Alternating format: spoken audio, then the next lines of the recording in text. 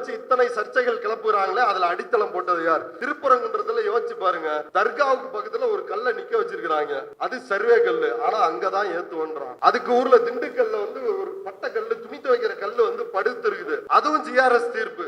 அது மண்டு கருப்பண்ண சாமி கோயில், அது ஒண்ணுமே இல்ல, ஒரு 3 மீட்டர் ஒரு சீம கருவேல மரத்துக்கு அடியில் இருக்குது. அங்க தர கன்னியாகுமரியில வந்து திடீர் முருகன், திடீர் பிள்ளையார் காலம் ஒளிந்து திடீர் முருகன்கள், திடீர் ஜட்ஜ்மெண்ட். நேத்து ஜட்ஜ்மெண்ட் கொடுத்திருக்கிறாருங்க நீதிபதி. ஒரு மன்னன் என்பவன் குடிமக்களை பாதுகாக்கிறதா அவனுடைய கடமைன்னு மனுஸ்மிருதி சொல்லுது, அதை செய்யுங்கன்றாங்க. அப்ப குடிமக்கள் அப்படின்னு மனுஸ்மிருதி யாரை அங்கீகரிக்கிறது? பார்ப்பன, சத்திரிய, வைசிய. தயவு செய்து இந்த வீடியோ பார்க்கிற நண்பர்களே, தமிழ்நாட்டில் சத்திரியர்களோ வைசியர்களோ கிடையாது. சூத்திரர்கள், பஞ்சமர்கள், பார்ப்பனர்கள் இவர்கள் மட்டுமே உண்டு. இந்த பாப்பா விட்ட கதையை நம்பி நாங்க வந்து ஆட்டா பரம்பரை, ஐயா எதுக்கு இப்படி முக்கிறீங்க? டைவர்ட் ஆயிரும். ஆனா யோசிச்சு பாருங்களேன், சாதியை உயர்த்தி பிடிச்சாரு. சாதியினுடைய இயல்பு என்ன? அதுக்கு என்ன நாணயம் இருக்கா, நேர்மை இருக்கா, உண்மை இருக்கா? எதுவுமே கிடையாது. அதுக்கு என்ன தேவை? அடுத்த தலைமுறைக்கு ஒரு தலைவன் தேவை. அந்த தலைவன் வந்து கலவரத்தை தூண்டுறவனா இருக்கும். அது அன்புமணி கிடைச்சிட்டாரு. இதனால் வரைக்கும் ராமதாஸ் பக்கம் இருந்தோம், இவர் நாளைக்கு சாக போறாரு. அன்புமணி இன்னும் ஒரு 30-40 வருஷத்துக்கு இருக்கிறாரு. அப்ப சனாதனத்தை பரப்புவர்கள், சனாதனத்தின் கூலிப்படையாக இருந்தவர்கள் இன்றைக்கு சனாதனத்தால் வீழ்ந்து விட்டார்கள். ராமதாஸ் நடுத்தெருவுக்கு வந்தார். சனாதனத்தை எதிர்த்து நிற்கின்ற திராவிட இயக்கமும் விடுதலை சிறுத்தை கட்சி இன்னைக்கு எந்திரிச்சு வந்துருச்சு. அனிகிலேட் பண்ணணும்னு நினைச்சாரு, ஆனா முடியலையே ராமதாசால. இப்ப சீமான் போய் RSS கூட்டத்துல வந்து பேசிட்டு வந்தான். அவன் இதுக்கு மேல மாட்டணுமா? அவன் வந்து கையில கத்தியோட, கொலையோட, ரத்தக்கரையோட வந்து மாட்டிருக்கான். அவன் வந்து மக்களே வந்து அவனை பார்த்து தெரிஞ்சுக்கிட்டாங்க, இவன் இவ்வளவு பெரிய அயோக்கியனா. RSS கூட்டத்துல போய் பேசுறேன் நானு. இப்ப உடனே அவனை வந்து காப்பாத்தணும்ல. 2 பேர் கிளம்பி வர்றாங்க. ஒருத்தர் யாருன்னா மூத்த பத்திரிகையாளர் மணி. அவர் மணியை பத்தி உங்களுக்கு சொல்ல தேவையில்ல. அவரு மிகப்பெரிய ஜாம்பவான். கண்ணை உருட்டி உருட்டி வந்து தோலை நிமிர்த்தி சளைக்காமல் பொய்களை சொல்லக்கூடிய ஒரு அற்புதமான மனிதர், ஒரு தலை சிறந்த புரோக்கர். இவ்வளவு ஓட்சோரி நடந்து இந்த நாட்டினுடைய ஆட்சி அதிகாரத்தையே மோடி கும்பல், RSS கும்பல் திருடி இருக்குது அப்படின்னு சொன்னாலும் ராகுல் காந்தி மோடியை இழிவுபடுத்தி விட்டார் அப்படின்னு பேசக்கூடிய அளவிற்கு யோக்கியமான நபர் தான் இந்த மணி. இந்த மணி வந்து சொல்றாரு, அது சீமான் RSS கூட்டத்துல போய் பேசுறதுல என்ன தப்பு? நார்மலைஸ் பண்றது, அதாவது பிராத்தல வந்து நார்மலைஸ் பண்ற பேர் இதை வந்து நார்மலைஸ் பண்றாங்க. அடுத்து இன்னொரு பத்திரிகையாளர், அவர் யாருன்னா அவரு நம்ம மணியின் மூத்த பத்திரிகையாளர், மணியினுடைய சீடர். நம்மாளுங்களே அவரை நம்மாளுன்னு நினைச்சுக்கிட்டு திராவிட இயக்கத்துக்காரர். அவரே சொல்லிக்கிறாரு, நான் திராவிட இயக்கத்துக்காரன், எனக்கு அண்ணாவை பிடிக்கும், ஆனா அவருக்கு பெரியாரை பிடிக்காது. அண்ணாவை பிடிக்கும், பெரியாரை பிடிக்காது. அவர் ஒரு வித்தியாசமான சங்கி டிசைன் அவருக்கு. அப்படி வெளியே சொல்லிக்கிற நபர். அவரு ADMK பிரமான்யா அப்படின்ற ஸ்ட்ராட்டஜி கம்பெனி, ஐபேக் மாதிரி இன்னொரு கம்பெனி, அதுல காசு வாங்கிட்டு இருக்கிற நபர். அந்த நபர் வந்து சீமானுக்கு சப்போர்ட். ஆமா, கோட்டீஸ்வரன், சாரி மறந்துருச்சு, கோட்டீஸ்வரன். இன்னொரு மூத்த பத்திரிகையாளர் கோட்டீஸ்வரன். அவர் இப்ப எந்த பத்திரிகையிலையும் வேலை செய்யல. அவர் முழு நேரமா எங்க வேலை செஞ்சுட்டு இருக்காருன்னா ADMK ITMK வேலை செய்யற ஒரு பச்சையான சங்கி, இன்னும் கொண்டைய வெளியே காட்டாம இருக்கிற ஒரு சங்கி தான் இந்த கோடீஸ்வரன். அந்த கோடீஸ்வரன் வந்து பாரதியாருக்கு வக்காலத்து. எல்லாமே நீங்க பெரியார்கிட்ட எழுதிட்டா எப்படி? பாரதியார் என்னையா பண்ணா வாயா? சீமானா இருந்தாலும் சரி, இவனுங்களா இருந்தாலும் சரி, இவங்களுக்கு வந்து ஒரு இயல்பு இருக்குது. என்னன்னா இவனுங்களே அறிவிச்சுக்குவானுங்க. வரலாற்றிலேயே திராவிடம் சந்திக்காத ஒரு எதிரி, முதல் எதிரி நான் தான். ஏன்னா பிரஸ் மீட்டுக்கு வந்து டவுசர்ல உச்சா போயிரும். நீ வந்து திராவிடத்துக்கு எதிரியா? நான் யாருன்னு தெரியுமா? பெரியார் யாருன்னு தெரியுமா? கலைஞர் யாருன்னு தெரியுமா? அம்பேத்கர் யாருன்னு தெரியுமா? இவங்க முன்னால நீ தூசு நிக்க கூட முடியாது. அவனுடைய பேச்சு திருச்சி செல்வேந்திரன், அவர் பேச்சுக்கு முன்னாடி நிக்க முடியுமா சீமானால? இப்ப இப்படிப்பட்ட ஒரு ஆளு இந்த பிராமண கடப்பாறை, அந்த கடப்பாறைன்றாரு. அந்த கடப்பாறைக்கு நல்ல பார்ப்பனர்களுக்கு கடப்பாறை கிடையாது, அது எல்லாமே சூத்திர கடப்பாறை தான். அந்த கடப்பாறை சூத்திர கடப்பாறை, பஞ்சம கடப்பாறை தான். திருப்பரங்குன்றத்துல பாத்துட்டு இருக்கிறோமே, ராமரவிக்குமார் யாரு? சூத்திர. அவன் கூட வந்து எல்லாம் சண்டை போடுறவன் யாரு? அவனும் சூத்திர பஞ்சமம் தான். ஆனா மூளை எங்க இருக்குது? அது நீதிமன்றத்திற்குள்ள இருக்கிறது. அது வந்து தீபத்தூண் அப்படின்னு வந்து சொல்லுது. சர்வேக்கள்ல தீபத்தூண்னு சொல்லிருச்சு. சட்ட விரோதம், வழக்கை கையில் எடுத்தது சட்ட விரோதம், வழக்கை விசாரிப்பது சட்ட விரோதம், போய் நேரில் போய் ஆய்வு செய்யறது வந்து அதுலயும் வந்து தில்லுமுள்ளு. இத்தனையும் பண்ணி அந்த மூளை ஒரு தீர்ப்பை சொன்ன உடனே அதை அமல்படுத்துகின்ற காலாட்படையாக, கூலிப்படையா. அங்க திருப்பரங்குன்றத்துல இந்து, உத்தபுரத்துல இந்து இல்லையா? உத்தபுரத்துல இந்து இந்துக்கள் இப்ப வரைக்கும் 60 வருஷம் ஆச்சு கோயில்ல போய் கும்பிட முடியல, கேட்டுட்டு இருக்கிறாங்க, மதம் மாற போறோம்னு சொல்லிருக்கிறாங்க. ஏனென்றால் அவர்கள் தேவேந்திர குல வேளாளர்கள். நாங்க பெரிய பேரை கொடுப்போம், ஆனா அவங்களை எங்க வச்சிருப்போம்? நடைமுறையில் இழிவான நடைமுறையோடு தான் வைத்திருக்கிறார்கள். இதை நாம் சொல்லவில்லை, RSS காரர்கள் அவர்களே சொல்லுகிறார்கள். இந்த கூட்டம் அப்படின்றது பாரதி, அதாவது RSS நடத்திய, RSS விஜில் அமைப்பு நடத்திய பாரதி கண்ட வந்தே மாதரம் அப்படின்ற தலைப்பிலான கூட்டம். அந்த தலைப்பில் சீமான் காலிச்சேர் வந்துருச்சு, கண்டிஷன் முடிஞ்சிருச்சு. இப்ப இது இன்னைக்கு என்னன்னா, டெட் பாடி ஆன சீமானை எடுத்து அடக்கம் செய்வதற்கு தான் வந்திருக்கிறோம். பெரியார தொட்ட நீ கெட்ட அப்படின்ற மாதிரி என்னைக்கு நீ பெரியாரை சீமான் தொட்டாரோ அன்றைக்கே சீமான் கதை முடிந்து விட்டது. ஈரோட்டில் தேர்தல் நடந்தது, என்ன ஆனிச்சு? பாஜகவுக்கு விழுற 10,000 ஓட்டும் நாம் தமிழருக்கு விழுந்த 10,000 ஓட்டும் தான். திமுக நாம் தமிழர் 2 கட்சிகளுக்கு இடையே போட்டி. இதுல மொத்தமா ஈரோட்டு மக்கள் தீர்ப்பு சொல்லிட்டாங்க. ஏடிஎம்கே காரங்க கூட டிஎம்கேவுக்கு தான் ஓட்டு போட்டிருக்கிறாங்க. அது பெரியாருக்காக விழுந்த ஓட்டு. அப்ப சீமான் ஒரு செத்த பாம்பு. சீமானே மேடையில சொல்றாரு, நான் இங்க உட்கார்ந்து இருக்கிற ஆட்கள் எண்ணிக்கையை விட காலி சேர்களின் எண்ணிக்கை தான் அதிகமா இருக்குது அப்படின்னு RSS கூட்டத்துல. அந்த அளவுக்கா முட்டாள்களாக தமிழர்கள் இருக்கிறாங்க. உங்க தாத்தா மாப்போசி, கட்டமீச மாப்போசி, நீ இன்னொரு கட்டமீச, உங்களை எல்லாரையும் தமிழ்நாடு பார்த்து கொண்டுதான் இருக்கிறது. அதாவது பெரியார் யாருன்னா சனாதன பாரதியும் சமத்துவ பெரியாரும் அப்படின்னு நம்முடைய தோழர்கள் தலைப்பு வச்சிருக்கிறாங்க. ஆனா பெரியார் யாருன்னா வேதம், புராணம், இதிகாசம், சாஸ்திரம், உன்னுடைய ராமன், உன்னுடைய கிருஷ்ணன், உன்னுடைய யாரெல்லாம் இருக்கிறார்களோ அவங்களெல்லாம் சந்திச்சவர். அப்ப பாரதியார் யாரு? சும்மா அட்டகத்தி. பெரியாரோட பேச்சு இருக்குது, அதை கேட்டு பாருங்க, யூடியூப்ல இருக்குது. செந்தமிழ் நாடுன்னும் போதையில வெங்காயம் காதுக்குள்ளே அப்படின்றாரு. அதை சொல்லிட்டு பெரியார் வெறுமனே செந்தமிழ் நாட்டை கிண்டல் செய்யல. நீ சொல்லிட்டா போதுமாடா உன் பெருமைய, வெளிநாட்டுக்காரெல்லாம் சொல்லணும். வெளிநாட்டுக்காரன் உன் நாட்டோட லட்சணத்தை பத்தி என்ன சொல்றான்? இந்த நாட்டினுடைய பெண்கள் நிலை என்ன, இந்த நாட்டினுடைய கல்வி நிலை என்ன, இந்த நாட்டினுடைய பெரும்பான்மையான உழைக்கும் மக்களினுடைய நிலை என்ன அப்படின்றத அவன் சொல்லணும்டா. நீ பாடிட்டா போதுமோ அப்படின்னு பெரியார் கேட்கிறாரு. அதுதான் செந்தமிழ் நாடுன்னும் போதினில வெங்காயம் காதுக்குள்ளே அப்படின்றாரு.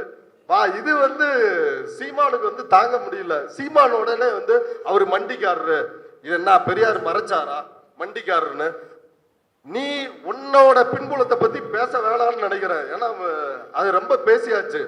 அதாவது எதற்காக, அதாவது இழிவை நீக்குவதற்காக இந்தியாவில் மதம் மாறி இருக்கிறார்கள் தோழர்களே. இஸ்லாமியர்களாக, கிறிஸ்தவர்களாக, பௌத்தர்களாக தங்களுடைய ஜாதி இழிவை, பிறப்பு இழிவை நீக்குவதற்காக மதம் மாறி இருக்கிறார்கள். அப்படி மதம் மாறிய ஒரு குடும்பத்தை சார்ந்த ஒருத்தன் தான் திரும்ப இந்து மதத்துக்கு வந்தா பரவாயில்ல, தன்னோட அப்பனையும் கூட்டு வந்தான்னா அவன் சைமன் மட்டும்தான். எதுக்காக? RSS பாஜக கும்பலிடம் வாங்கி தின்பதற்காக. தன்னோட அப்பா பேரையே மாத்திருக்கிறாரு. இதை நம்ம சொல்லல, அவரோட கூடவே இருக்கிறாருல பக்கத்துணையா, பக்க பூசாரி களஞ்சியம், அவர் சொல்லிருக்கிறாரு. அப்ப இப்ப விஷயத்துக்கு வருவோமே. இப்ப அந்த கூட்டத்தில் இப்படி காலி சேர்கள் மத்தியில தான் சீமான் உரையாற்றுறாரு. அந்த தலைப்பு வந்தே மாதரம் என்போம், அதாவது பாரதி கண்ட வந்தே மாதரம் அப்படின்னு. இப்ப இந்தியாவினுடைய நாடாளுமன்றத்தில், மக்களவையில், மாநிலங்களவையில் தொடர்ச்சியா விவாதிக்கப்படுகிறது.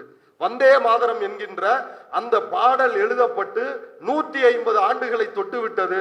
அதனால் நாங்கள் தேசபக்தியை கொண்டாடுவதற்காக இரு அவைகள்லயும் விவாதம் நடத்திட்டு இருக்கிறாங்க. இப்ப அதை ஒட்டித்தான் இந்த கூட்டத்தை RSS ஏற்பாடு செய்கிறது. அர்ஜுனமூர்த்தி தலைமை தாங்க. பாரதியாரினுடைய கொள்ளுப்பேரன், எள்ளுப்பேரன் வரைக்கும் இருக்கிறாங்க. கொள்ளுப்பேரனும் அதுல கலந்து கொள்ள. கேவலத்திலையும் கேவலம் என்னன்னா, பாரதியார் முதல் புலியா, பிரபாகரன் அவரோட வழி தோன்றலாம். பிரபாகரனை எந்த அளவிற்கு இந்த நபர் கேவலப்படுத்துகிறார் அப்படின்றத யோசிச்சு பாருங்க. அப்ப இந்த வந்தே மாதரம் அப்படின்றத பத்தி நம்ம கொஞ்சம் வரலாற்று ரீதியா பார்க்க வேண்டியது இருக்குது. ஏன்னா நேரம் தாமதம் தான் ஆயிருச்சு. இருந்தாலும் சொல்ல வேண்டிய கருத்துக்கள் நிறைய இருக்குது. சுருக்கமா சொல்றேன். வந்தே மாதரம் அப்படின்றது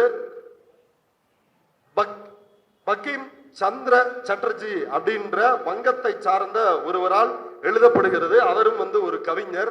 அவர் என்னவா இருந்தார் அப்படின்னா, பிரிட்டிஷ் அரசாங்கத்தில் டெபுட்டி மேஜிஸ்ட்ரேட்டா இருந்தாரு. அந்த பங்கிம் சந்திரர் அவர் எழுதினதுதான் இந்த வந்தே மாதரம் அப்படின்ற பெங்காலும் சமஸ்கிருதமும் இணைந்த இந்த தேசிய பாடல்னு இன்னமும் இருக்கிற நம்முடைய வந்தே மாதரம் பாடல். அந்த பாடல் எதற்காக எழுதப்படுகிறது அப்படின்னா, ஆனந்த மடம் அப்படின்னு அவர் ஒரு நாவல் எழுதுறாரு. அந்த நாவல் 1882 வெளியாகிறது. 1870களிலே இவர் வந்தே மாதரம் பாடல் எழுதுறாரு.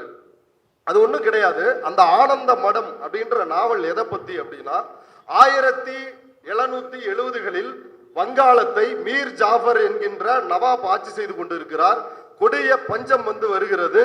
அதற்கு எதிராக அந்த கதையை சொல்ற, அதற்கு எதிராக இந்து சாமியார்கள் சன்னியாசிகள் ஒன்று திரண்டு பார்வதி, லட்சுமி, துர்க்கை, காளி தேவி இதுக்கு முன்னாடி சபதம் ஏற்கிறார்கள்.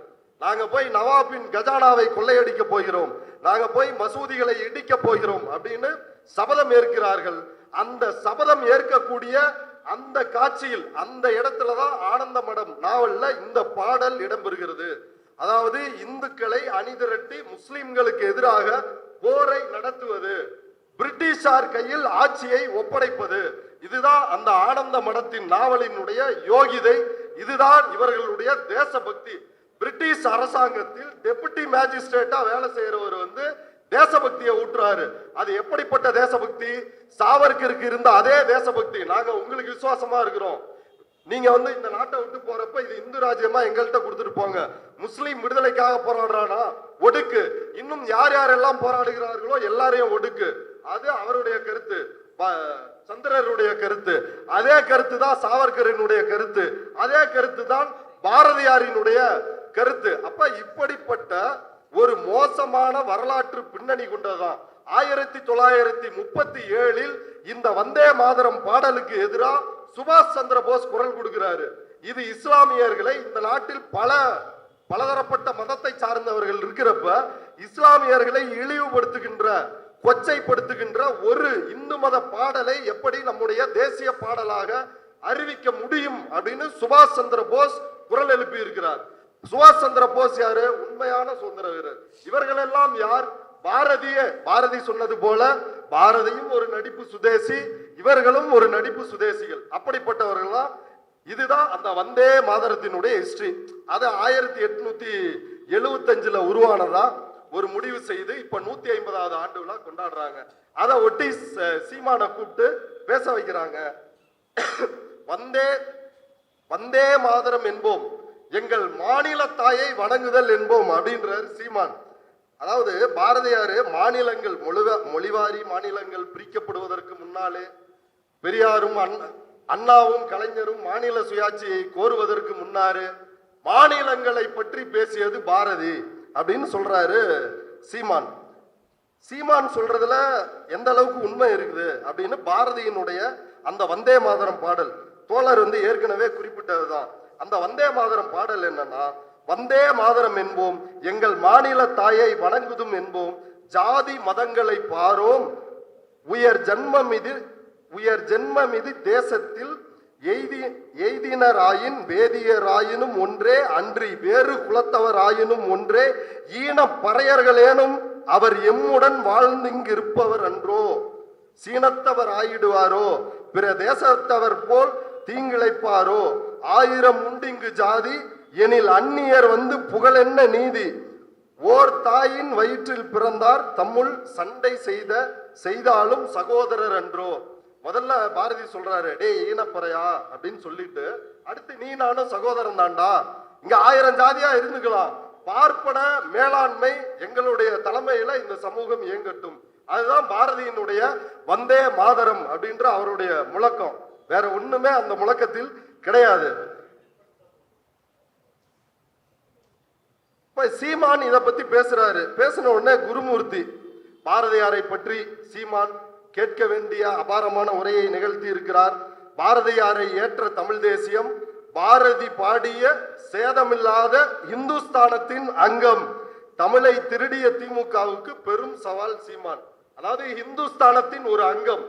இவன் தமிழ் தேசியவாதி, சாதியை ஒழிப்பதற்கு எங்களுக்கு தனி நாடு வேண்டும், தமிழ்நாடு தமிழருக்கே என்று முழங்கிய தந்தை பெரியார் தமிழின விரோதி. இது எவ்வளவு கேவலமான கீழ்த்தரமானது. இந்த நாட்டுல இதைய பேசிட்டு இருக்கிறான். அந்த அயோக்கியனை நாம் நடமாட விடலாமா? ஆல்ரெடி வந்து ஏற்கனவே ஆம குஞ்சுங்க அது தற்குறிங்களா மாறி இப்ப விஜய் பக்கம் வந்து டிராவல் ஆகி போயிட்டு இருக்கிறாங்க. அதனால சீமானினுடைய கதை இந்த தேர்தலோடு முடிய போகிறது. அப்ப இப்படித்தான் பாரதியாரினுடைய கண்ணோட்டம் இருக்குது. விடுதலை பற்றிய கண்ணோட்டம் என்ன? 1000 உண்டு இங்கு ஜாதி எனில் அந்நியர் வந்தன்னா புகழ் நீதி, ஜாதியை ஒழிப்போன்னு இல்ல, 1000 தான் இருந்தாலும் வெளியில இருந்து எங்களை வந்து ஆளக்கூடாது. அதுதான் பெரியாரினுடைய விடுதலை பற்றிய கண்ணோட்டமும் பாரதியாரினுடைய விடுதலை பற்றிய கண்ணோட்டமும் எத்தகையது. பெரியார் கேட்கிறாரு, என்னடா சுதந்திர நாள் அப்படின்னு சொல்ற, ஜாதி இருக்குது இந்த நாட்டுல, பாப்பா சூத்திர பஞ்சம அப்படின்ற வேறுபாடு இருக்கிறது, அப்ப இது எப்படி சுதந்திரமாக இருக்க முடியும் அப்படின்றதான் தந்தை பெரியாரினுடைய கேள்வி. ஆனா பாரதியாரினுடைய சுதந்திரம் எப்படிப்பட்டது அப்படின்னு பாருங்க. முன்னாடியே பாடிட்டாராம், ஆடுவோமே பல்லு பாடுவோமே ஆனந்த சுதந்திரம் அடைந்து விட்டோமே அப்படின்னு. பார்ப்பனரை ஐயர் என்ற காலமும் போச்சே, வெள்ளை பரங்கியரை துறை என்ற காலமும் போச்சே அப்படின்னு இப்படி எல்லாம் பாரதி வந்து ஆவேசமா வராரு. ஆனா இத அவர் வந்து அவருடைய நண்பருக்கு படித்து காட்டுகிறார். படித்து காட்டுறப்ப அவருடைய நண்பர் வந்து கேட்கிறாரு, என்னங்க எப்ப பார்த்தாலும் வந்து பாப்பானை வந்து திட்டிக்கிட்டே இருக்கிறீங்க அப்படின்னு சொல்லி கேட்கும் பொழுது பாரதியார் வந்து ஒரு அற்புதமான விளக்கத்தை கொடுக்கிறார். அந்த விளக்கம் தான் பாரதியாரை நாம் புரிந்து கொள்ள வேண்டிய ஒரு இடம். யார்கிட்ட சொல்றாருன்னா மண்டையம் சீனிவாசன் அப்படின்றவர், இந்தியா வார ஏட்டின், அதாவது பாரதியார் பிறகு பணியாற்றிய இந்தியா சுதேசமித்திரனுக்கு அப்புறம் இந்தியா இதழுக்கு வேலை செய்யறாரு. அதுல உரிமையாளர்களில் ஒருவரான மண்டையம் சீனிவாசன் சொல்றாரு, எம்மிடம் பாரதியார் அடிக்கடி வருவதுண்டு, எது பாடினாலும் தான் விசேஷமாக எது எழுதினாலும் என்னிடத்தில் அதை முதலில் வந்து காட்டாமல் இருக்க மாட்டார். நான் என்ன வேலையாக இருந்தாலும் அதை சட்டை செய்யாது தனி இடத்திற்கு அழைத்து போய் படித்து காட்டுவார். இவர் எழுதிட்டு டார்ச்சர் பாருங்க அது எப்படின்னு, நீ வந்தே ஆகணும், தனியா படிச்சு காட்டே ஆகணும், படித்து காட்டுவார். அவருடைய பூபேந்திர விஜயம், சுதந்திர பல்லு, ஞானரதத்தின் முதல் பகுதி, இவைகளை அவர் ஆவேசத்துடன் படித்து காட்டியது எனக்கு இப்பொழுதும் ஞாபகம் இருக்கிறது. பார்ப்பானை ஐயர் என்ற காலமும் போச்சே என்ற பாட்டில் தாழ்ந்த நிலைமையில் கிடக்கும் பார்ப்பானை ஏன் பழிக்கிறீர் என்று நான் கேட்டதற்கு மண்டையம் சீனிவாசன் வந்து பாரதியாரை கேட்கிறாரு. அவனே வந்து பாருங்க, இதெல்லாம் எவ்வளவு இந்த ஒடுக் பார்ப்பனர்கள், இவங்கெல்லாம் ஒடுக் பார்ப்பனர்கள் தனி வகை. நம்மளே பார்ப்பனரே ரொம்ப பின்தங்கிய நிலைமையில தான் இருக்கிறான், அவனை பத்தி ஏன் நீங்க பழிக்கிறீன்னு கேக்குறாங்க. அதுக்கு வந்து பாரதியார் சொல்றாரு, நான் பழிக்கவில்லையே, அவன் அந்த உயர்ந்த நிலைக்கு அருகனல்ல, தாழ்ந்து கிடக்கிறான் என்றுதானே நானும் சொல்கிறேன். அதாவது பாரதியோட கருத்து என்ன அப்படின்னா, ஒரு காலத்தில் நல்ல பார்ப்பான், வேதம் ஓதினால் மாதம் மும்மாறி பொழிந்தது. இப்ப எவனும் காலையில எழுந்திரிச்சு சந்தியாவந்தனம் சொல்றது இல்ல, சுக்கலாம்பரதம் நக்கலாம்பரதம் அப்படின்னு சொல்றது இல்ல. இதுதான் பாரதியாரோட பிரச்சனை, வேற எதுவுமே பாரதியாரோட பிரச்சனை கிடையாது. பாரதியார் தன்னுடைய கவிதையில் எழுதுறாரு, வேதம் அறிந்தவன் பார்ப்பான், பல வித்தை தெரிந்தவன் பார்ப்பான், நீதி நிலை தவறாமல் தண்ட நியமங்கள் செய்பவன் நாய்க்கன், பண்டங்கள் விற்பவன் செட்டி, பிறர் பட்டினி தீர்ப்பவன் செட்டி, 4 வகுப்பும் இங்கே ஒன்றே, இந்த 4ல் ஒன்று குறைந்தால் வேலை தவறி சிதைந்தே செத்து வீழ்ந்திடும் மானிட சாதி. 4 வருடம் அழிந்து விட்டால் இந்த மானிட சாதியே அழிந்துருன்றாப்ல. அதாவது தனி ஒரு மனிதனுக்கு உணவில்லைன்னா சோறு போடக்கூடாது, ஜகத்தை அழிச்சிடணும். அப்ப 4 வருடத்துக்கு என்னையா பண்ணும் அப்படின்னா, 4 வருடம் இருந்தாதான் மானிட சாதி வந்து இருக்கும். இதெல்லாம் பாரதியாரினுடைய அவருடைய சிந்தனையினுடைய எல்லைகள்.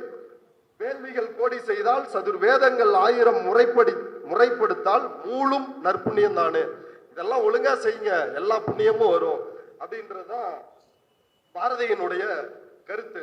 இவர் சொல்றாரு சீமான், யாமறிந்த புலவரிலே கம்பன் போல் வள்ளுவன் போல் இளங்கோ போல், இப்படி பாரதியார் சொல்லிருக்கிறாரு அப்படின்னு சொல்லிட்டு, பாடுறா என் பாட்டை வந்து எப்படி வந்து என்னோட பாட்டன்களை பாடி இருக்கிறான்னு சொல்லிட்டு பாரதி செய்ய துணியாததை சீமான் செய்யறாரு. என்ன சொல்றாருன்னா, வள்ளுவரினுடைய குரல் புரியலையா, அதுக்கு பொழிப்புரை தேவைப்படுதான். மற்ற எல்லா நூல்களுக்குமே தமிழில் வந்த அத்தனை நூல்களுக்கும் பொழிப்புரை தேவைப்படுகிறது. ஆனால் பாரதியாரினுடைய நூலுக்கு பொழிப்புரையே தேவையில்லை அப்படின்னு எவ்வளவு சிறுமைப்படுத்துறாரு பாருங்க. பாரதியார் தான் இப்படி எளிமையான கவிதை எழுதினாரா? திருவள்ளுவர் எழுதலையா? பிறப்போக்கும் எல்லா உயிர்க்கும் புரியலையா? கற்க கசடர நிற்க அதற்கு தகண்டாரு புரியலையா? பறந்து கெடுக உலகை ஏற்றியான்னு சொல்லிருக்கிறாரு. அதாவது இறந்தும் உயிர் வாழ்தல் வேண்டின் பறந்து கெடுக உலகை ஏற்றியான்றாரு. எப்பொருள் யார் யார் வாய்ப்பினும் அப்பொருள் மெய்ப்பொருள் காண்பது அறிவுன்றாரு. சீமானே ஒரு குரலை மேற்கோள் காட்டுறான். ஈன்றால் பசி காண்பால் ஆயினும். இந்த குரலை பொழிப்புரை இல்லாம நம்மளால படிக்க முடியுமா? கூச்சமே இல்லையடா உனக்கு, இப்படி ஒரு பிழைப்பை பிழைக்க வேண்டுமா? பாரதியார் வார்த்தையில சொல்லணும்னா, சி நாயும் பிழைக்கும் இந்த பிழைப்பு உனக்கு ஏன்டா இந்த பிழைப்புன்ற மாதிரி யோசிச்சு பாருங்களேன். அதாவது அந்த குரலே ஒரே ஒரு முறை சொல்லி பாருங்க. பெரியார் அற்புதமா திருக்குறளை பத்தி எழுதியிருக்கிறாரு. ஒரு புத்தகமே ஆசிரியர் போட்டிருக்கிறாரு தொகுத்து.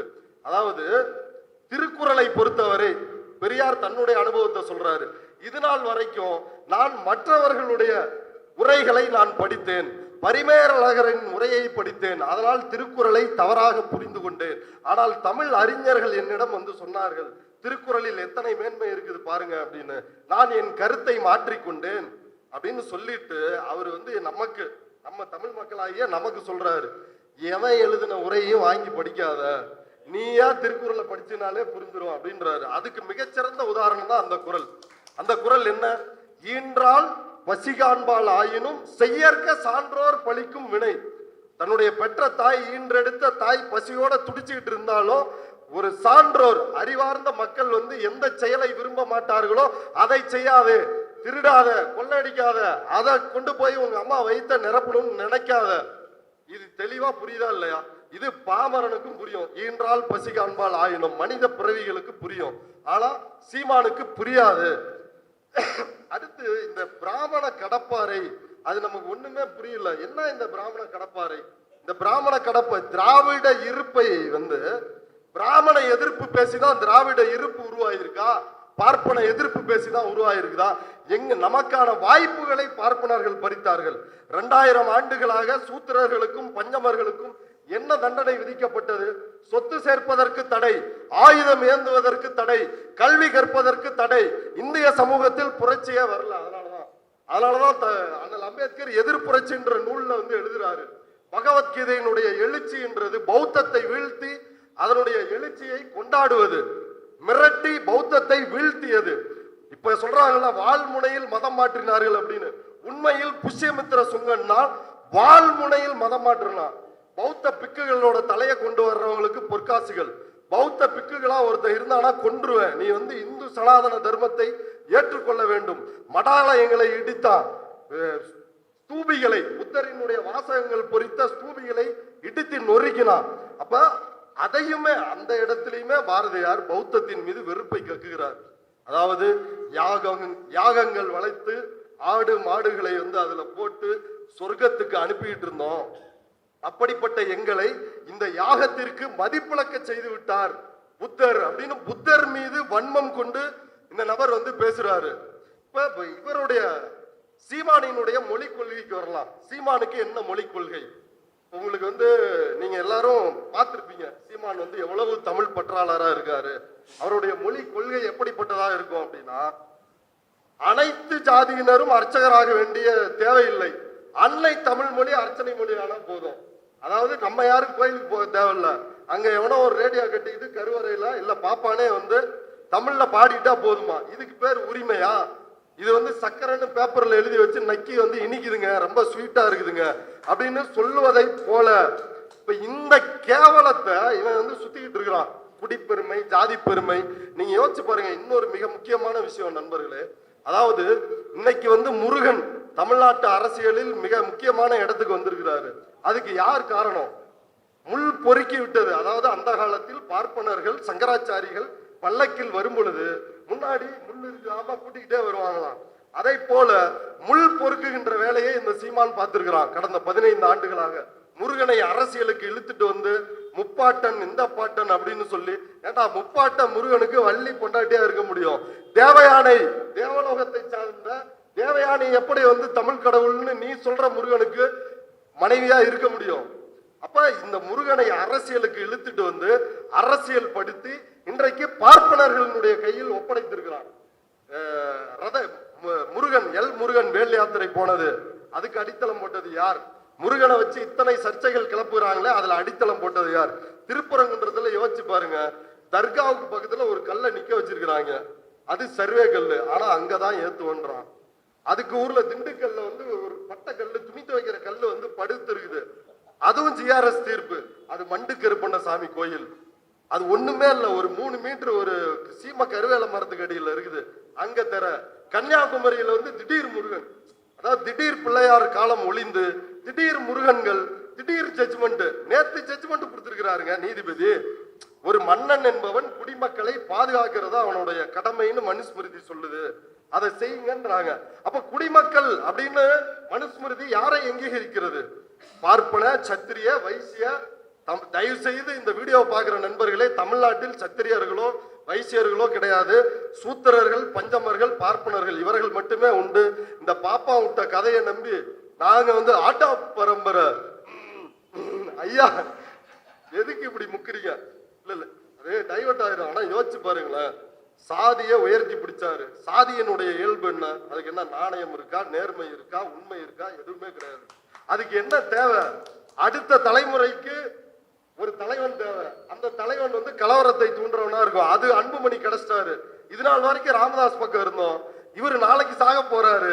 அன்புமணி இன்னும் ஒரு 30-40 வருஷத்துக்கு இருக்கிறாரு. அப்ப சனாதனத்தை பரப்புயவர்கள், சனாதனத்தின் கூலிப்படையாக இருந்தவர்கள் இன்றைக்கு சனாதனத்தால் வீழ்ந்து விட்டார்கள். ராமதாஸ் நடுத்தெருவுக்கு வந்தார். சனாதனத்தை எதிர்த்து நிற்கின்ற திராவிட இயக்கமும் விடுதலை சிறுத்தை கட்சி இன்னைக்கு எந்திரிச்சு வந்துருச்சு. அனிகலேட் பண்ணணும்னு நினைச்சாரு, ஆனா முடியலையே ராமதாசால. இப்ப விஷயத்துக்கு வருவோமே. இப்ப அடுத்து குருமூர்த்தி பாராட்டுகிறார் இந்த நபரை. அதுலயும் இந்த நான் வந்து கல்லூரி படிக்கிறப்ப பேச்சு போட்டி, தமிழ், இந்த ஆர்வம்லாம் உண்டு.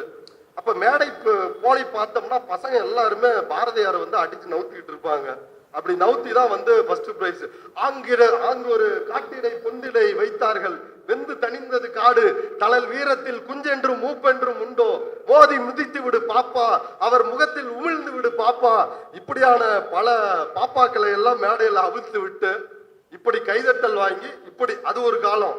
ஆனா இதையெல்லாம் பெரியாரை படிக்கும் பொழுதும் சரி, இப்ப ஐயா பாலாசா வல்லவன் ஐயாவுடைய நூல்கள், அப்புறம் இதுக்கு முன்னாடி பாரதி அவலம்னு மருதையன் ஒரு நூல் எழுதியிருக்கிறாரு, பாரதிய ஜனதா பார்ட்டின்னு மதிமாறன் ஒரு நூல் எழுதியிருக்கிறாரு. இதெல்லாம் பாரதியாரை பத்தி.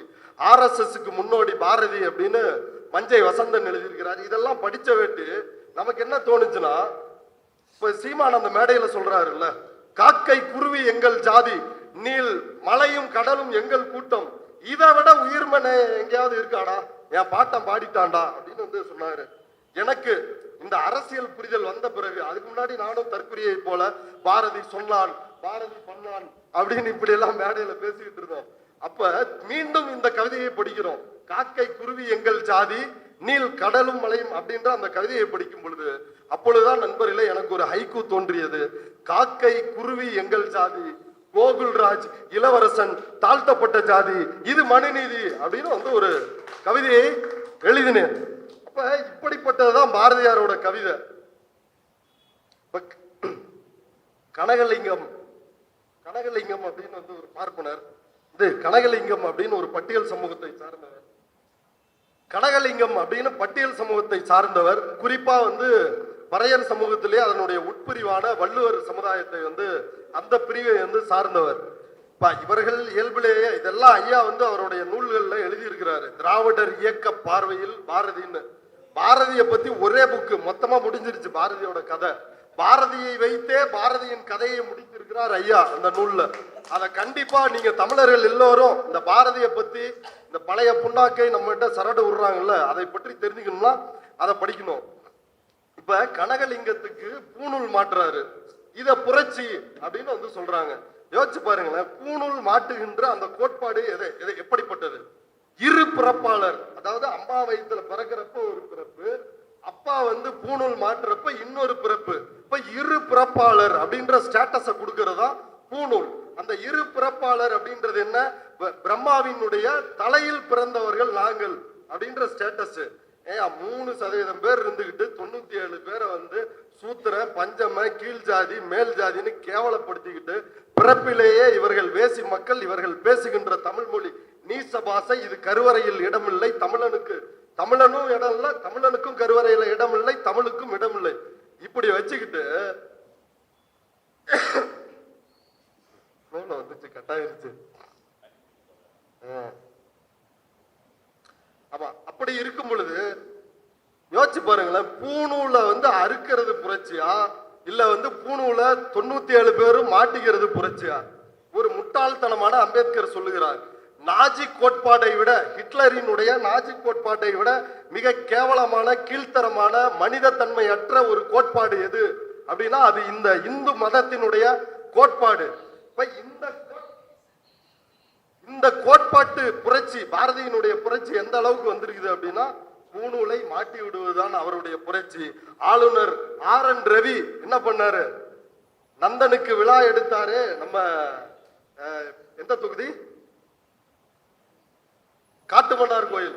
காட்டுமன்னார் கோயில்ல ஒரு நிகழ்ச்சியை போட்டு அனைத்து பட்டியல் சமூகத்து மக்களையும் கைக்கூலிகளை வைத்து அழைத்து வந்து பூணூலை மாட்டினார்கள். RN ரவி செயல் எவ்வளவு யோக்கியமானதோ அந்த அளவுக்கு யோக்கியமானதுதான் பாரதியாரினுடைய செயல். அதை வந்து புரிஞ்சுக்கணும். அப்புறம் கற்பு நிலையென வந்தால் 2 கட்சிக்கும் அதை பொறுவில் வைப்போம். பாராயம் பாட்டன் பெண் விடுதலை எப்படி பாடிருக்கிறாரு அப்படின்னு ஏன்டா சாவடிக்கிறீங்க? அதாவது பாரதியை பற்றி ஐயாவினுடைய திராவிட இயக்க பார்வையில் பாரதியார் அதை படிக்கும் பொழுது நாம் வரவேண்டிய முடிவு என்னன்னா 1908க்கு முன் 8க்கு பின் பாரதியை பத்தி 21ல செத்துறாரு. இது இந்த கால வரிசைப்படிதான் புரிஞ்சுக்கணும். 1906 4லயே அவர் வந்து ஆரியத்திற்கு ஆதரவா எழுதுறாரு. ஆனா அந்த முற்போக்குன்றது அப்பப்ப லைட்டா முட்டி பாக்குது. 1908க்கு பிறகு அது மொத்தமா வந்து சரணடைந்து சனாதன பாதையில முன்னேறி பாரதி நடக்க ஆரம்பிச்சிடுறாரு. அப்ப அந்த பாரதி முன்னாடி பெண்களை பத்தி இப்படி எழுதினாருன்றாங்க, பின்னாடி என்னையா எழுதினாரு? ஒரு மனிதன் குழந்தையாக இருக்கும் பொழுதோ அல்லது சிறுவனாக இருக்கும் பொழுதோ சொல்ற கருத்து, அதை வந்து அந்த மனிதனுடைய கருத்துன்னு எடுத்துக்கலாமா? இல்ல அவன் வளர்ச்சி பெற்று அவனுடைய மரண தருவாயில் என்ன கருத்து சொல்றான் அப்படின்றத வளர்ச்சி பெற்ற கருத்தா எடுத்துக்க முடியுமா? அப்ப பாரதி பின்னாட்களில் என்ன எழுதுறாருன்னா, சகுந்தலை, சீதை, நலாயினி இவங்க எல்லாரும், இவர்கள் மட்டும்தான் உத்தமமான பெண்கள். இந்த ஸ்திரீகள் தான் வந்து கணவன் செத்த பின்னாடி உடன்கட்டை ஏறினாங்க அப்படின்னு சொல்றாரு. அதற்காக ஆனா அதுலயும் முக்கியமான விஷயம் பார்க்கணும், பாரதியாரினுடைய கொள்கையை பாரதியார் மனைவியே வந்து நிராகரிச்சிட்டாங்க. கொள்கைய ஏன் நிராகரிச்சிட்டாங்க? அவங்க வந்து பெரியார் கொள்கை தான் அவங்களுக்கு பிடிச்சிருந்திருக்கு போல. பாரதி இறந்த பிறகு அவங்க உடன்கட்டை ஏறல. ஆனா பாரதியோட கருத்து என்ன? உடன்கட்டை ஏறுகின்றதுதான் பாரதியினுடைய கருத்தா இருக்குது. இன்னும் நிறைய இருக்குது. இப்ப நம்ம நேரா ஃபைனலான ஒரு விஷயத்துக்கு வருவோம். இந்தி ஒழிகன்னு சொல்ல மாட்டேன் அப்படின்னு சீமான் சொல்லிட்டாரு. இது எல்லாமே உங்களுக்கு தெரிஞ்ச விஷயங்கள் தான். இறுதியா, அதாவது நேற்று 2 பதிவுகளை வந்து நான் பார்க்க முடிஞ்சது. இன்னைக்கு இந்த கூட்டத்துக்கு முன்னாடி நம்முடைய கம்யூனிஸ்ட் தோழர்கள் அவர்கள் வெளியிட்ட ஒரு பதிவு. அதாவது பாரதியை வந்து கால வரிசைப்படி புரிஞ்சுக்கணும். சும்மா வெறுப்பு பேச்ச பேசக்கூடாது. கூட்டமே ஆரம்பிக்கல, யாரும் பேசவே இல்லை. நீங்க காலையிலயோ மத்தியானமோ வெறுப்பு பேச்சு பேசாதீங்கன்னு அறிக்கை விடுறீங்க. பேசுன வேண்டி அறிக்கை விடுங்க. அதுதான் அப்பதான் குற்றம் நிகழ்ந்ததா இல்லையா அப்படின்றத பொறுத்து நம்ம வந்து விவாதிக்க முடியும். பேசவே இல்லை. அதுக்குள்ள நம்முடைய தோழர்கள் தான் அவங்கள்ட்ட பேசலாம். அடுத்து ராஜன் குறை, அவரு ஒரு அறிவுஜீவியாக அறியப்படுகிறவர். பல்வேறு கட்டுரைகளை மின்னம்பலத்திலும் முரசொலியிலும் எழுதி குவிப்பவர். அவரும் வந்து சொல்றாரு, பாரதியாரை வந்து மேற்கோள் காட்டி யுத்தம் பண்ணக்கூடாது, மேற்கோள் யுத்தத்தை நடத்தாதீர்கள். உண்மையிலேயே மேற்கோள் யுத்தத்தை யார் நடத்துறா? பாரதியாரு ஒரு பாட்டுல ஃபுல்லா என்ன சொல்லிருக்கிறாரு, அதெல்லாம் யாருக்கும் வந்து தேவை கிடையாது. என்ன சொல்லுவாங்க பாரதியாரு? சொல்லில் உயர்வு சொல் தமிழ் சொல்லே, அதை தொழுது படித்து அடி பாப்பா எழுதி போட்டுருவான். ஜாதிகள் இல்லை அடி பாப்பா, அந்த லைனை எடுத்து போட்டு இப்படி மேற்கோள்களால் கட்டமைக்கப்பட்டு இருக்கின்ற பிம்பம் தான் பாரதி. பாரதியினுடைய உரைநடையை படித்தா இந்த ஆளு வந்து முதல்ல தமிழ்நாட்டை சார்ந்தவனா அப்படின்னு தெரியும். நீங்க வந்து ஒரு பக்கத்துக்கு வந்து ஒரு 10 தமிழ் வார்த்தைகளை தான் எடுக்க முடியும். அவருடைய கையெழுத்துல பாரதி எவ்வளவு பெரிய தமிழ் பற்றாளர்னு பாருங்க. கையெழுத்தே வந்து அப்படி போட மாட்டாரு, சுப்பிரமணிய பாரதி அந்த இஷ்யூ உள்ள விட்டுதான் வந்து அவர் வந்து போடுவாரு. அதுதான் பாரதியினுடைய தமிழ் பற்று. அப்ப இப்படிப்பட்ட பாரதியை அவருடைய காலத்திலிருந்து பார்க்க வேண்டும் அப்படின்னு வந்து சொல்றாங்க. அவருடைய கால வரிசைப்படி அவர்களுடைய படைப்பை பார்க்க வேண்டும். அப்படித்தான் வந்து ஐயா வந்து பாரதியை வந்து திறனாய்வு செய்து க்ளோஸ் பண்ணி இருக்கிறாரு. இப்ப இப்ப பாரதியை அவருடைய காலத்திலிருந்து, இதான் இறுதி பார்ட்டு, இது முக்கியமான பார்ட்டு, இதோட முடிக்க போறேன். பாரதியினுடைய காலத்திலிருந்து, காலத்தை விஞ்சிய கவிஞன், காலத்தை அப்பெல்லாம் வந்து பேச்சு போட்டிக்கு தயார் பண்ணும்ல, துணுக்கு துணுக்கா கவிதையை எடுக்கணும். எடுக்கிறப்ப வைரமுத்து கவிராஜன் கதைன்னு எழுதியிருக்கிறாரு. அதுல வந்து அந்த கவிதையை நீங்க படிச்சீங்கனாலே உருகிறீங்க. என்ன தெரியுங்களா அந்த கவிதை? பாரதி, உன் முகத்தில் மொய்க்கின்ற ஈக்களின் எண்ணிக்கையை விட உன் மரண ஊர்வலத்தின் ஆட்களின் எண்ணிக்கை குறைவாக தான் இருக்குது. நன்றி கெட்ட தேசம் முதலில் நாய்களுக்கு சிலை வைக்கட்டும். இப்படி எல்லாம் கொந்தளிக்கிறாரு. என்னையா பாரதி பண்ணிட்டாரு? தமிழ்நாட்டு மக்கள் என்ன அப்படி நன்றி கெட்டு போயிட்டாங்க? அண்ணா செத்தார், லட்சக்கணக்கான மக்கள் வந்து நின்னாங்க, கின்னஸ் ரெக்கார்டு. பெரியார் இறந்தார், லட்சக்கணக்கானோர் வந்து தங்களுடைய வாழ்க்கையே போயிருச்சு. ஏன் அர்த்தமுள்ள இந்து மதம் எழுதிய கண்ணதாசனே சொல்லிட்டாருல்ல, மறைந்தது பெரியார் அல்ல தமிழர் வாழ்வு அப்படின்னு கண்ணதாசனே எழுதினாரு. அப்ப இப்படிப்பட்ட நிலைமையில தான் பாரதிக்கு ஆள் வரல இந்த ஒப்பாரி. இன்னொரு கவிதையை வந்து சொல்லுவாங்க, வரலாற்றில் முதல் முறையாக திருவல்லிக்கேணியில் ஒரு புலியை யானை அடித்து விட்டது அப்படிம்பாங்க. யானைக்கு தேங்காய் பழம் கொடுக்குறாரு, யானை தட்டி விட்டுருது. அதுக்கு வந்து என்னடா எப்பா இவ்வளவு பில்டப்பாடா அப்படின்ற மாதிரி தாங்க முடியாது. அப்ப இந்த காலத்தை அவரை பார்ப்பது அப்படின்றது என்ன அப்படின்னா, 1907 சூரத் காங்கிரஸ் மாநாடு சூரத்துல நடைபெறுது. காங்கிரசுக்குள் ஒரு பிளவு வருகிறது. மிதவாத அணி, தீவிரவாத அணி அப்படின்னு 2 அணிகள் வருது. மிதவாத அணியினுடைய தலைவர் கோபாலகிருஷ்ண கோகலே, அவர் தான் காந்திக்கு தலைவர். காங்கிரஸ்க்குள்ள இருக்கிற டீம். தீவிரவாத பிரிவு அந்த டீம் யாரு அப்படின்னா பால கங்காதர திலகர். அதாவது எலியால பிளேக் வருது அப்படின்னா எங்க விநாயகர் பகவானை வந்து எதுக்குடா கொள்றீங்கன்னு போராட்டம் நடத்துகின்ற தேசபக்தர். அவரும் தேசபக்தர். ஆனா பெரியார் யாரு? தேச விரோதி. பாரதியாரே சொல்றாரு, நீதி கட்சிக்காரங்க யாரு? டி.எம். நாயர் யார்? திராவிட லெனின் என்று சொல்லப்படுகின்ற திராவிட லெனின் அப்படின்னு வந்து நாம் எல்லோராலும் போற்றப்படுகின்ற டி.எம். நாயர், தரவாடு மாதவன் நாயர் இன்னைக்கு கேட்கிறான், தெலுங்கன் வடுகன்னு. அவர் வந்து ஒரு மலையாளி, நம்முடைய உரிமைக்காக வந்து போராடினாரு இந்த டாக்டர். அந்த டி.எம். நாயர் வந்து தேச விரோதி. பாரதியார் கொடுத்த பட்டம்.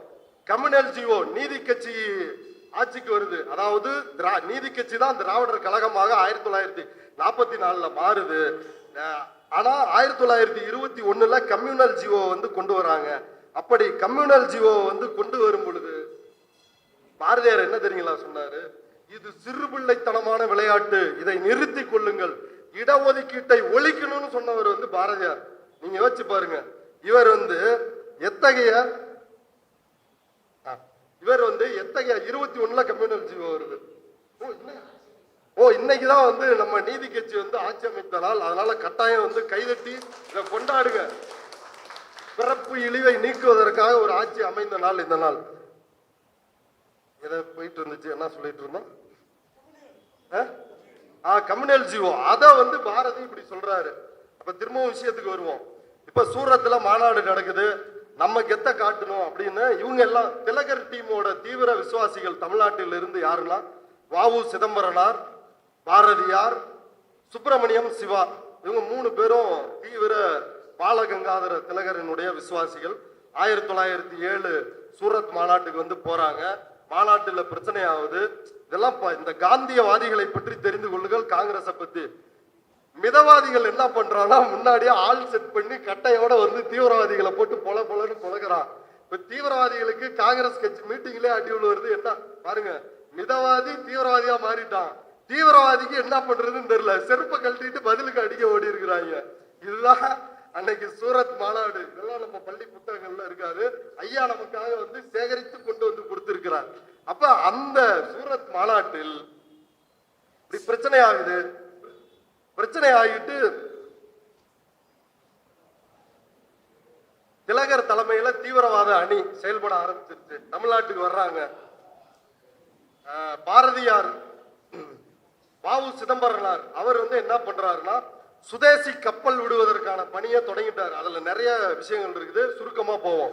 சுதேசி கப்பல், அந்த கப்பலையும் விடுறாரு. அப்புறம் தூத்துக்குடியில கோரல் மில் தொழிலாளர்கள் போராட்டம், இந்தியாவினுடைய முதல் தொழிலாளர்களுடைய மாபெரும் போராட்டம் வந்து நடந்தது நம்ம தூத்துக்குடி. இப்ப அந்த போராட்டங்களை நடத்துகிறார். பிபின் சந்திரபாலர் அப்படின்றவர் வந்து ஜெயில இருந்து வெளில வராரு. அவரை வச்சு ஒரு கூட்டம் நடத்துகிறார்கள். உடனே தேசவிரோத வழக்கு. யார் மேல? சுப்பிரமணிய சிவா மேலையும் தேசவிரோத வழக்கு, வஉசி மேலையும் தேசவிரோத வழக்கு. இப்ப பத்திரிகைகளில் புரட்சி பண்ணவர் பாரதியார், அவரு சென்னையில் இருக்கிறாரு. இப்ப நீதிமன்றம் பிரிட்டிஷ் அரசு என்ன செய்கிறதுனா 2 ஆயுள் தண்டனையை வஉசிக்கு தர்றாங்க. 40 ஆண்டுகள் தண்டனை. யோசிச்சு பாருங்க. அது வந்து மேல்முறையீடு செய்து ஒற்றை 6 வருஷமாகி அதை திரும்பியும் மேல்முறையீடு செஞ்சு 4 ஆண்டுகள் அவர் வந்து செக்கிழுத்தார். செக்கிழுத்து சக்கையாக வெளியில் விழுந்தார் அப்படின்னு நாடாளுமன்றத்துல திருச்சி சிவா வந்து பேசினாரு. அது உண்மையிலேயே உண்மை. சுப்பிரமணிய சிவா அவர் என்ன ஆனாரு? அவரும் சிறைக்கு போனார். 10 ஆண்டுகள் தண்டனை விதிக்கப்படுகிறது. தொழுநோய் வருகிறது. வெளியில வந்து நீங்களாம் யோசிச்சு பார்க்கணும். மாபெரும் தலைவர்கள். வஉசி வந்து ஜெயிலுக்கு போறதுக்கு முன்னாடி சொல்றாரு, நம்ம 30 கோடி பேர் இருக்கிறோம், தூணு துப்புனா கூட பிரிட்டிஷ்காரன் போய் இங்கிலாந்துல விழுந்துருவான். எவ்வளவு பெரிய போராளின்னு யோசிச்சு பாருங்க. அப்படிப்பட்ட வஉசியை வந்து சிறைப்படுத்துறான். சிறையில இருந்து 4 ஆண்டு கழிச்சு வஉசி வெளில வராரு, சிவா வெளில வராரு. சிவாவுக்கு தொழுநோய். வஉசியை வரவேற்பதற்கு கூட யாரும் இல்லை. அப்படிப்பட்ட துயரம் உண்மையான தேச பக்தருக்கு. தன்னுடைய அந்த கப்பல் வாங்குறப்ப 10 லட்சம் ரூபாய் தேவைப்படுது. இவர் என்ன பண்றாரு? நார்த் இந்தியாவுக்கு போய், இதெல்லாம் ஐயாவோட புத்தகத்தில் இருக்கு, நார்த் இந்தியாவுக்கு போய் பணம் திரட்டுறதுக்கு போறாரு. போய் நார்த் இந்தியாவில் இருக்கிறப்ப இவரோட பையன் உலகநாதன் வந்து செத்து போயிடுறான். என் மனைவி மக்கள் எல்லாம் கடவுள் பார்த்துக்குவாரு, விடுதலை போராட்டம் மட்டும்தான் என்னோட லட்சியம் அப்படின்னு சொல்லி பணத்தை திரட்டிக்கிட்டு வந்து கப்பல் விட்டவர் தான் வஉசி. எப்படிப்பட்டவர்னு சிந்திச்சு பாருங்க, எப்படிப்பட்ட விடுதலை போராட்ட உணர்வு உள்ளவர்னு. அப்படிப்பட்ட வஉசிக்கு என்ன நடந்தது? இப்ப பாரதியாருக்கு வருவோம். இப்ப இதே 1908 இவரு ஆபீஸுக்கும் வந்து போலீஸ் வருது. போலீஸ் வந்த உடனே பாரதியார் வந்து கேட்கிறாரு போலீஸ்ட, என்னங்க எதுக்கு வந்திருக்கிறீங்க அப்படின்னு. இல்ல இந்த கவிதை கட்டுரை இதெல்லாம் வந்து எழுதி பிரிட்டிஷ் அரசாங்கத்துக்கு எதிராக யார் எழுதிட்டு இருக்கிறா அப்படின்னு கேட்கிறாரு. அவர் உள்ள இருக்கிறாரு அப்படின்னு சொல்லிட்டு இவர் வந்து வெளில வந்துடுறாரு. வெளியில வந்து தன்னுடைய மனைவியை கூட அவங்கள்ட்ட கூட சொல்லாம எக்மோர்ல போய் ட்ரெயின் ஏறினா வந்து போலீஸ் கண்டுபிடிச்சிருவான், பிரிட்டிஷ் போலீஸ் அப்படின்னு சொல்லி தலைவன் என்ன பண்றாருன்னா சைதாப்பேட்டை போறாரு. அதுவும் நீங்க புரிஞ்சுக்கணும். அதாவது எப்படிப்பட்ட பார்ப்பனியம் எப்படிலாம் இருக்குது பாருங்க. என்ன தெரியுங்களா பண்றாரு? அவர் வந்து கிராப்பு மீசெல்லாம் வச்சிருப்பாருல்ல, மொத்தமா வந்து மொட்டை அடிச்சு குடுமையை விட்டுக்கிறாரு. தன்னுடைய ஒரிஜினல் அவதாரத்துக்கு வந்துடுறாரு. அந்த அவதாரத்தை எடுத்தால் போலீஸால் தீண்ட முடியுமா? ராணுவம் அவர்களை தொட்டு பார்க்க முடியுமா? பூணூலுக்கு அத்தனை வலிமை இருக்கிறது. அப்படி மாறிக்கிறாரு. மாறி பாண்டிச்சேரி போயிடுறாரு. 1908 போனதுல இருந்து அவர் ஃபுல் டைம் அவரோட வேலை என்ன அப்படின்னா ஃபுல்லா இந்துத்துவா தான். பசுமாட்டை வெட்டக்கூடாது, மாட்டு மூத்திரம் தான் உலகத்துல சிறந்த மருத்துவம். இந்தாண்ட கிறிஸ்டின் முஸ்லீமா மதம் மாறுறான், அவனை எல்லாரையும் வந்து ஒழிச்சு கட்டணும். இந்துக்களினுடைய மக்கள் தொகை குறைந்து விடுகிறது. ஒரு முழுக்க இத சொன்னா வந்து நம்ம கம்யூனிஸ்ட் தோழர்களுக்கு வலிக்குது. நீங்க அதை படிச்சு பாருங்க. ஒரு அர்ஜுன் சம்பத்துக்கு, ஒரு எச் ராஜாவிற்கு குறைவில்லாத வகையில் வந்து பாரதியார் வந்து சளைத்தவன் அல்ல, ஆணுக்கு பெண் இளைப்பிள்ளை கான் அப்படின்ற மாதிரி எச் ராஜாவுக்கும் எனக்கு இளைப்பிள்ளை கான் அப்படின்ற அளவுக்கு டப்பு கொடுத்திருக்கிறாரு இவரு. அப்ப இது எல்லாமே நடக்குது. இதுக்கு இடையில வந்து என்ன நடக்குதுன்னா, வாஞ்சி 1911 புதுச்சேரியில் பாரதியார் வாஞ்சிநாதனை வந்து சந்திக்கிறாரு. வாவேசு ஐயர் அவன் பெரிய குடும்பக்காரன். அவன் தான் வந்து 2 தட்டு 2 டம்ளரு இப்படி எல்லாம் பண்ணி சாகடிச்சவன். சேரன்மாதேவி குருகுலத்தில் சாதி தீண்டாமைய கொடுமையை பின்பற்றுன ஒரு நபர். அவர்கிட்ட வந்து பயிற்சி எடுக்கிறாங்க. என்ன பயிற்சி அப்படின்னா, பயிற்சி துப்பாக்கி சுடுற பயிற்சி வாவேசு ஐயர்கிட்ட வந்து வாஞ்சிநாதன் தினசரி வந்து எடுக்கிறான். பாரதியாரும் அதுல போய் கலந்துக்கிறாரு. இதுல முக்கியமான விஷயம் என்னன்னா, நீலகண்டர்னு ஒரு நபர், அந்த நண்பர் குழாம்ல இருக்கிற நபர் வந்து நீ போய் ஆஸ் துரைய சுடக்கூடாது அப்படின்னு வாதாடுறாரு.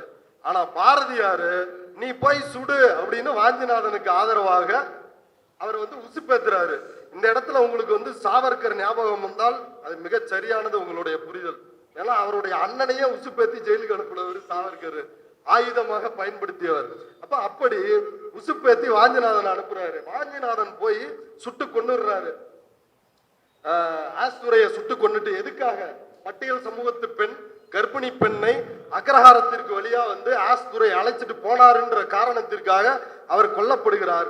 கொல்லப்பட்டு இவரும் வாஞ்சியும் சூசைட் பண்ணிக்கிறார், வாஞ்சிநாதனும். அப்ப அவர் வந்து அவர் பாக்கெட்ல ரெண்டு விஷயம் இருக்குது. ஒன்னு பாரதியாரினுடைய மறவன் பாட்டு, இன்னொன்னு என்ன அப்படின்னா அவர் பிரிட்டிஷ் அரசாங்கத்துக்கு எழுதின கடிதம். இவர்களுடைய விடுதலை உணர்வு எப்படிப்பட்டது, கொஞ்சம் தாமதமானாலும் இதை சொல்லணும் அதுக்காக. அதாவது வாஞ்சிநாதன் எழுதிய அந்த லெட்டர் என்னன்னா, ஆங்கில சத்துருக்கள் நமது தேசத்தை பிடுங்கிக் கொண்டு அழியாத சனாதன தர்மத்தை காலால் மிதித்து துவம்சம் செய்து வருகிறார்கள். சனாதன தர்மத்தை காலால் துவம்சம் செய்து வருகிறார்கள். ஒவ்வொரு இந்தியனும் தற்காலத்தில் தேச சத்துருவாகிய ஆங்கிலேயனை துரத்தி தர்மத்தையும் சுதந்திரத்தையும் நிலைநாட்ட முயற்சி செய்து வருகிறான். எங்கள் ராமன், சிவாஜி, கிருஷ்ணன், குரு கோவிந்தர், அர்ஜுனன் முதலியவர்கள் இருந்து தர்மம் செழிக்க அரசாட்சி செய்து வந்த தேசத்தில், அப்படிப்பட்ட தேசத்தில் கேவலம் கோமாமிசம் தின்னக்கூடிய ஒரு மிலேச்சனாகிய ஜார்ஜ் பஞ்சமனை முடிசூட்ட உத்தேசம் செய்து கொண்டு பெரும் முயற்சி நடந்து வருகிறது. வெள்ளக்காரன் மாட்டுக்கறி சாப்பிட்றானா, அவங்கள்ட்ட இவங்க போய் பூஜா தூக்குவாங்களாம். இன்னும் என்னென்ன தூக்குனாங்கன்னு பேசினா அவ்வளவு அசிங்கங்கள் இருக்குது. இவங்க வந்து வெள்ளக்காரனை பத்தி என்ன சொல்றாங்க, ஜார்ஜ் பஞ்சமன் கோ மாமிசம் சாப்பிடுபவன் அப்படின்றாங்க. முயற்சி நடந்து வருகிறது. அவன் எங்கள் தேசத்தில் காலை வைத்த உடனே அவனை கொல்லும் பொருட்டு 3000 மதராசிகள் பிரக்னை செய்து கொண்டிருக்கிறோம். அதை தெரிவிக்கும் பொருட்டு அவர்களில் கடையனாகிய நான் இச்செய்கையை செய்தேன். இதுதான் இந்துஸ்தானத்தில் ஒவ்வொருவரும் செய்ய வேண்டிய கடமை. அப்ப வாஞ்சியினுடைய விடுதலை வேட்கை அப்படின்றது எப்படிப்பட்டது சிந்தித்து பாருங்கள் நண்பர்களே. பாரதியினுடைய விடுதலை வேட்கை எப்படிப்பட்டதோ அதுதான் வாஞ்சியினுடைய விடுதலை வேட்கை. விடுதலை பத்தி கடைசியா சந்திரிகையின் கதை அப்படின்னு மரணத்திற்கு முன்னாடி பாரதியார் ஒரு கதை எழுதுகிறார். அந்த கதையில் ஒரு கோனார் பொண்ண ஒரு ஐயரு பையன் லவ் பண்றான். கோனார் பொண்ண போய் கோனார்கிட்ட பொண்ணு கேட்கிறான், ஐயா பொண்ணு கொடுங்க, உங்க பொண்ணை நான் கல்யாணம் பண்ணிக்கிறேன். அவரு சாஸ்திரத்துல நம்பிக்கை உள்ளவரா, யாரு கோனாரு. அவர் என்ன சொல்றாரா, ஏம்பா நீ வந்து பார்ப்பான், நீ என்னோட பொண்ணு வந்து சூத்திர பொண்ணு, கல்யாணம் பண்ணா தீட்டு, தர்மத்திற்கு சாஸ்திரத்திற்கு எதிரானது அப்படின்னு சொல்றானா. அப்படி சொல்லும் பொழுது அந்த ஐயர் பையன் என்ன பண்ணானா, ஒரு புத்தகத்தை எடுத்து கொடுத்தானா. இங்க பாருங்க, தமிழில் மனுஸ்மிருதி இருக்கிறது, இந்த புத்தகத்தை படித்து பாருங்கள். பார்ப்பானுக்கு மற்ற 4 கீழ்ஜாதியார் வீட்டிலையும் பெண்டாள்வதற்கு உரிமை இருக்கிறது, அவங்கள கல்யாணம் பண்ணிக்கிறதுக்கு உரிமை இருக்குது அப்படின்னு மனுஸ்மிருதியை காட்டி அந்த புரட்சியை வந்து பாரதி செஞ்சிருக்கிறார். இது வந்து அவருடைய மரணத்துக்கு முன்னாடி. தோழர்களே யோசிச்சு பாருங்க, நம்ம வந்து உழைக்கும் மக்களுக்காக, எல்லா பிற்படுத்தப்பட்ட ஒடுக்கப்பட்ட மக்களுக்காக போராடுறோம்னு வந்து சொல்றதுகின்ற கம்யூனிஸ்டுகளும் சரி, இன்னும் பல பாரதி பக்தர்களும் சரி, அவர்கள் பாரதியாரை எப்படி புரிந்து வைத்திருக்கிறார்கள் அப்படின்றத பார்க்க வேண்டியது இருக்குது. அப்ப வாஞ்சி இதை வந்து செய்யறாங்களா? இப்ப பக்கிம் சந்திரர், அந்த தொடக்க நிலைக்கு வருவோமே, பக்கிம் சந்திரரோட விடுதலையும் எப்படி இருக்குதுன்னா பிரிட்டிஷுக்கு ஆதரவா இருக்குது, இஸ்லாமியர்களுக்கு எதிராக இருக்குது. பாரதியாரினுடைய விடுதலையும் எப்படி இருக்குதுன்னா பிரிட்டிஷுக்கு ஆதரவா எப்படின்னா, ஜெயில் அங்க பாண்டிச்சேரி போயிடுறாரு இல்லையா, 1912, 1913, 1914, 1918, இதெல்லாம் என்ன வரலாற்றில் பாரதியார் கடந்து வந்த கருப்பு பக்கங்கள். எல்லாமே மன்னிப்பு கடிதம். மன்னிப்பு கடிதம் வந்து இப்படியெல்லாம் மன்னிப்பு கடிதம் யோசிச்சு பாருங்க. பாரதியினுடைய விடுதலை உணர்வை 1918 ஆயிருச்சு, முதல் உலக போர் முடிஞ்சிருச்சு, இனி பிரிட்டிஷ் நம்மளை கண்டுக்க மாட்டான், அதனால பிரெஞ்சு பாண்டிச்சேரியில இருந்து சென்னைக்கு வந்துருவோம் அப்படின்னு பாரதியார் கிளம்பி வர்றாரு. போலீஸ் பிடிச்சி கடலூர் ஜெயில அடைச்சிட்டான். எவ்வளவு நாள், எத்தனை ஆண்டுகள், செக்கிழுத்த செம்மல்ன்றோம், பல போராளிகளை வந்து போராளிகள்னு நம்ம கொண்டாடுறோம். பாரதி பகத்சிங் தூக்கு கயிறை வந்து முத்தமிட்டான் தன்னுடைய கொண்ட கொள்கைக்காக. அப்படியெல்லாம் வீரர்களை நம்ம பார்க்கிறோம். உத்தம் சிங் காத்திருந்து வந்து ஜெனரல் டயரை வந்து கொன்றான். அப்படிப்பட்ட வீரர்கள் நிறைந்த இந்த நாட்டுல பாரதி எத்தனை நாள் ஜெயில இருந்தாருன்னா 25 நாட்கள் மட்டுமே பாரதி வந்து விடுதலை போராட்டத்துல ஜெயில இருந்தாரு. யோசிச்சு பாருங்க, அந்த 25 நாள்லயும் என்ன பண்ணாரு, அப்பையும் ஒரு மன்னிப்பு கடிதம் எழுதினாரு.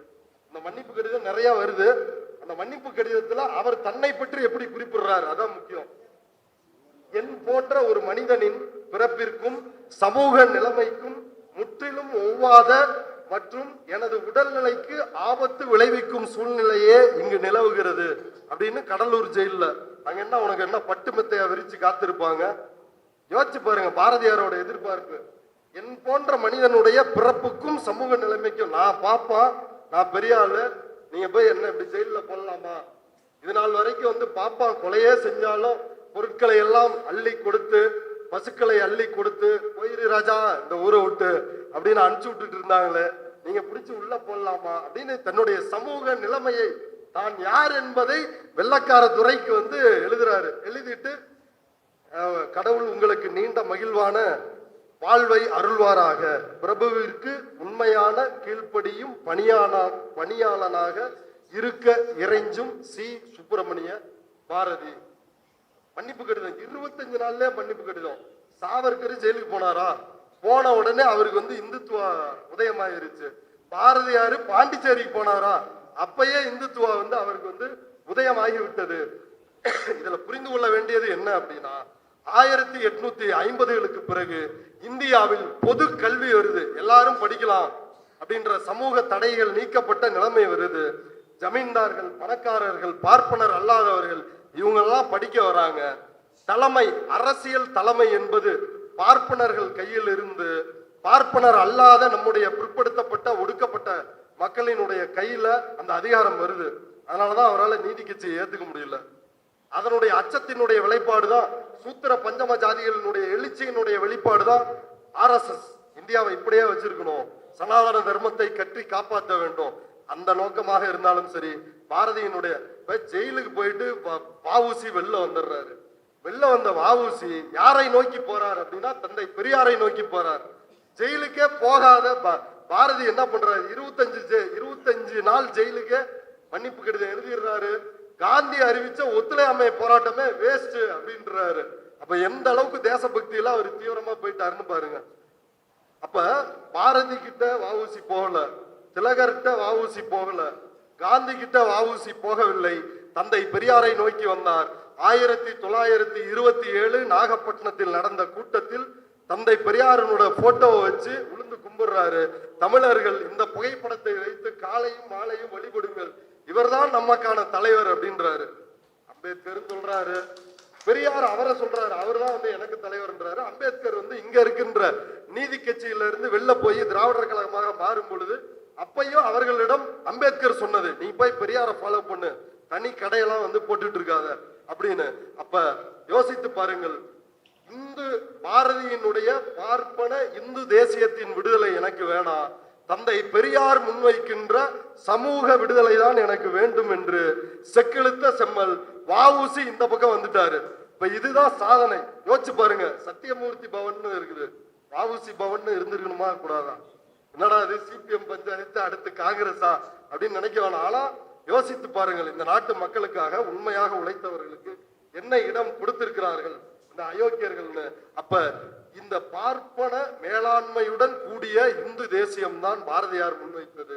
அதற்கு எதிரானதான் இப்ப பெரியார். நீங்க யோசிச்சு பாருங்க, 1919 ஜாலியன் வாலாபாக் படுகொலை, அது பத்தி பாரதி கவிதை எழுதல. பெரியார் ஜாலியன் வாலாபாக்கு போறாரு. அமிர்தசரஸ்ல 1919 மாநாடு, காங்கிரஸ் மாநாடு, அங்க போறாரு. ஜாலியன் வாலாபாக்க பாக்குறாரு. வந்துட்டு தான் காங்கிரஸ்ல இணைகிறாரு. அன்னை உறுப்பினராக இணைத்துக் கொள்கிறார்.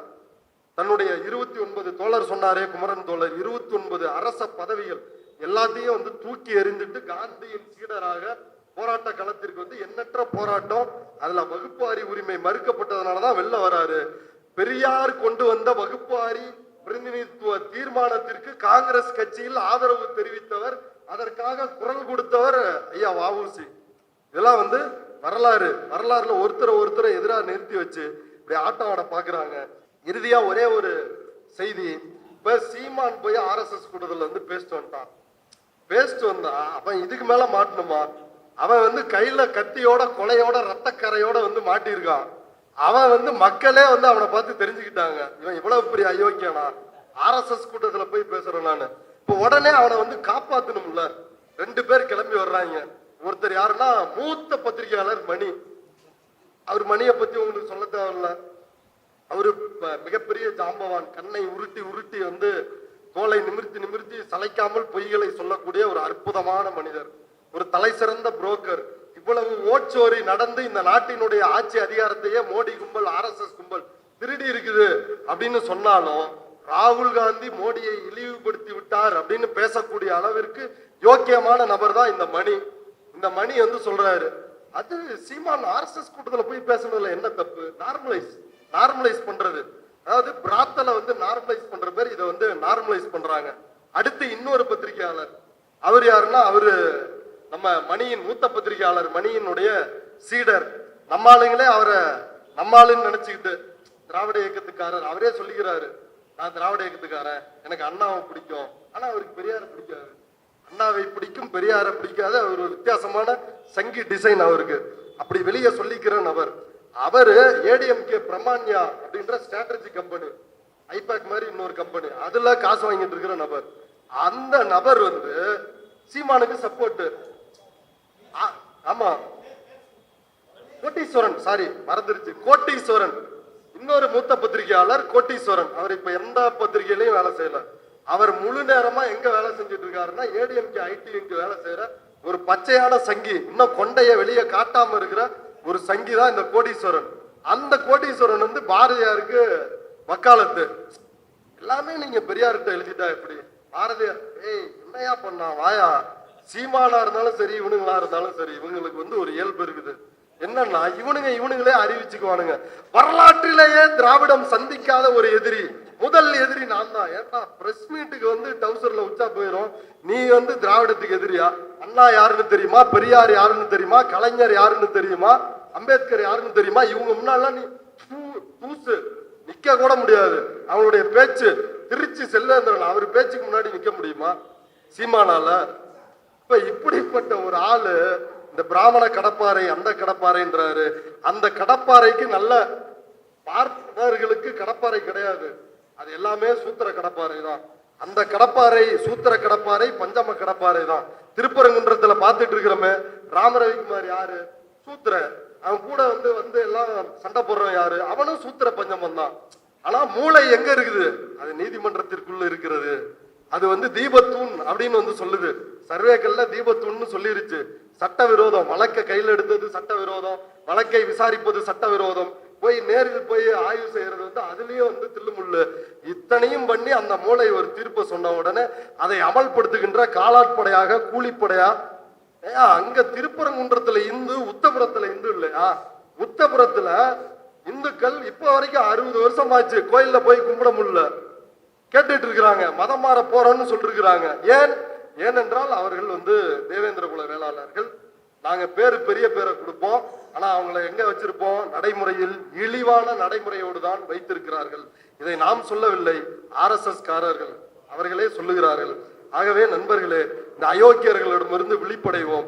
தொடர்ச்சியா நம்ம வந்து போராடுவோம். பெரியார் மண்ணை காப்போம். நீதிமன்றத்தின் வாயிலாக GR சுவாமிநாதனும், ஆளுநர் மாளிகையிலிருந்து RN ரவியும் தமிழ்நாட்டை ஆண்டு விடலாம் என்று நினைக்கிறார்கள்.